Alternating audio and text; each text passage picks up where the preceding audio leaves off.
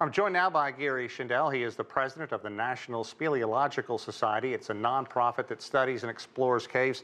It's good to see you again. Thanks for joining us today. Great, thank you for having me. Okay, we talked a bit yesterday. Now we know it's going to be difficult to get the coach and those boys out of the cave safely. Tell us a bit about the training that these rescue teams undergo, what it's like to work in cold, simply dark and dank conditions, and how difficult it was to physically reach these 13.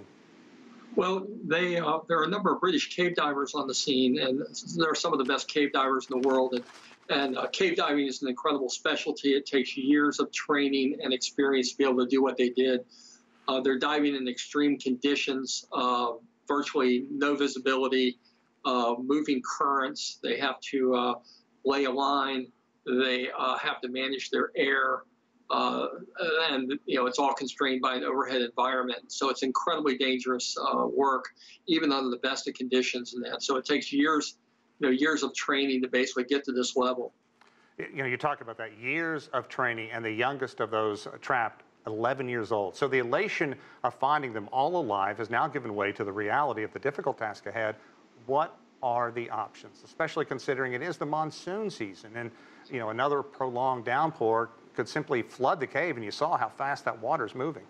Yeah, I agree. Part of the issue is we're starting the beginning of the monsoon season there, and so conditions could become much worse. I understand that they've had a break in the rainfall, water levels have dropped some, and it has allowed the cave divers to enter and find the students in that. But if we continue to get heavy rains in that, the water levels could come up, and it could make it very difficult to get the divers back to the students. And then there's also the possibility of water levels coming up and possibly trapping them with no airspace in some of those rooms. So I'm sure that the Thai officials are looking very closely at their options. None of them are very good. Yeah, that's rough. And you talk about the water coming down. I read that it's only like a centimeter or 10 centimeters every hour or so, so it's very, very, very slow. A couple of things. They're hundreds of meters deep into this cave, and we've heard the discussion about where they could have been, where they are. We hear things about a beach they could have been on, and past a sump. Walk us through these terms and give the viewers a feel for what it's like going back in and going down into that cave. Well, I have not personally been in the cave, but I've looked at a lot of the pictures, and I'm fairly familiar with tropical caves. Basically, it looks like a series of rooms with like low spots, basically what you might think of as a P-trap. And there's a series of what appears to be sumps, about 4, if not 5 of those.